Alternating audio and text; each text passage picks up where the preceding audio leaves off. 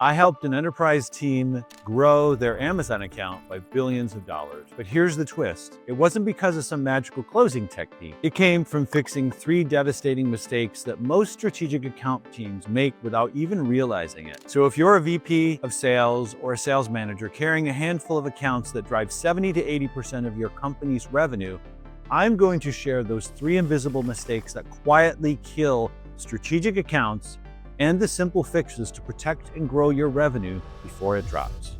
Mistake number 1, maintaining off the scoreboard instead of leading indicators. Most strategic account teams manage the account off metrics like revenue, pipeline, forecast, right? And I get why, because you're carrying a handful of accounts that drive 70 to 80% of the company's revenue. The metrics are what most people ask about anyways.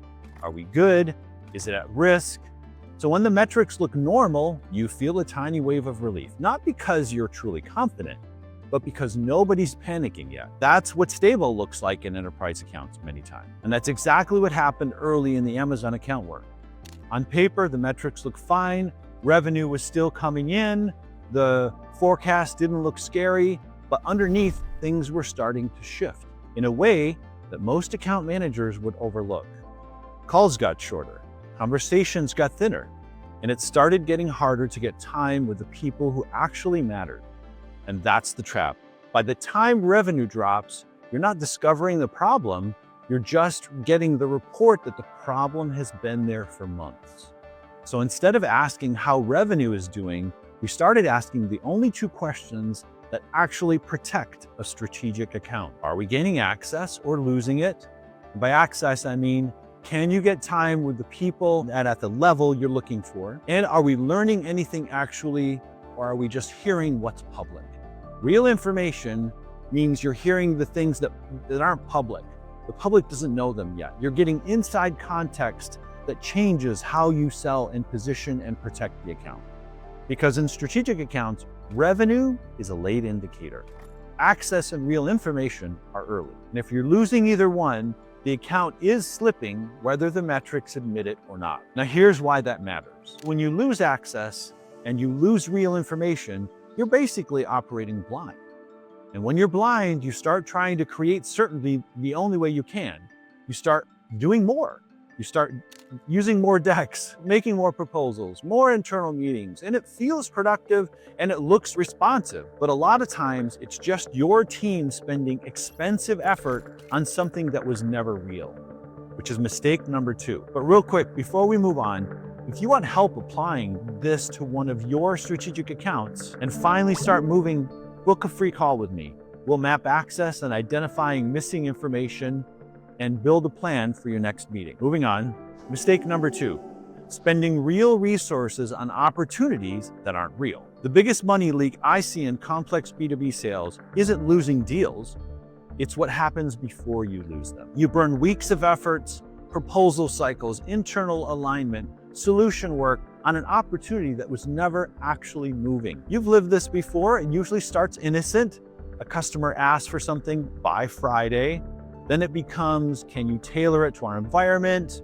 Then can you bring in your solutions person? Then legal gets looped in, then pricing gets negotiated, and your internal team is thinking, we must be getting close. But what's really happening is you're doing a ton of work without the 2 things that make an opportunity real. Access to people with the economic influence and information that proves there's a real priority and a real decision at bay. So the customer keeps you busy, you call it progress, then 2 weeks later it turns into, we're still evaluating.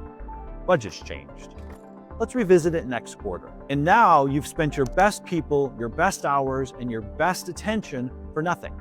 That's not selling, that's donating. So before you pull in the expensive people, run this simple gate.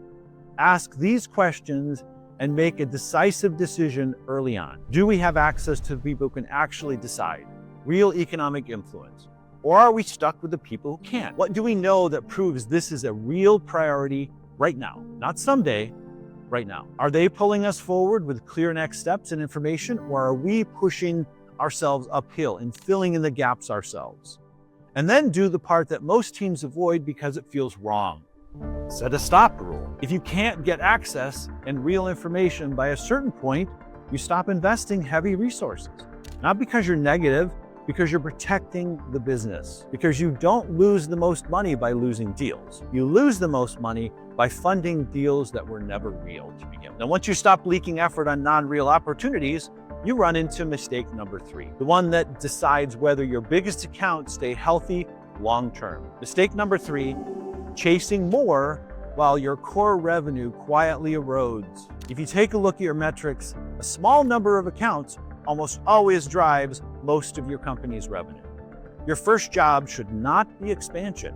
Your first job is protection. In strategic accounts, one of your primary outcomes is protecting core revenue, reducing churn and loss, because revenue is a late indicator. But most organizations, including my Amazon account, missed this because they're reactive instead of strategic. Leadership turnover can drive short-term thinking, all the while the real warning signs show up earlier through loss of access and loss of information in conversations. Here's what it looks like. There's no clear point person accountable for the major revenue in the account. The team becomes reactive instead of long-term and strategic. You start seeing loss of access and less real information coming out of the customer. Revenue hasn't moved yet, but the relationship footprint and the conversation quality are shrinking. And if you're seeing these right now, here's how you protect existing revenue in a way that's strategic. Assign a point person or strategic account manager for major revenue accounts. Put relationship first as a strategy. Invest in understanding priorities. Sales will follow relationships. Use the small change, huge result lever, right?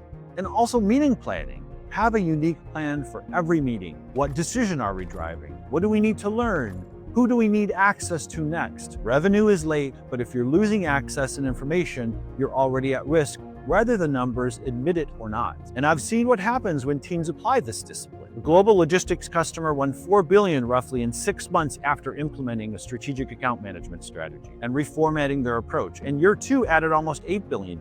Now, if you're watching this and thinking this sounds uncomfortably familiar, that's a good sign. If you manage strategic accounts and you want help applying this bespoke real-world way, book a free call with me. On that call, we'll take one strategic account or one live opportunity, and we'll identify where you're gaining versus losing access, pinpoint what information you're missing that keeps you reactive, and also decide whether you should stop investing now. Book a call.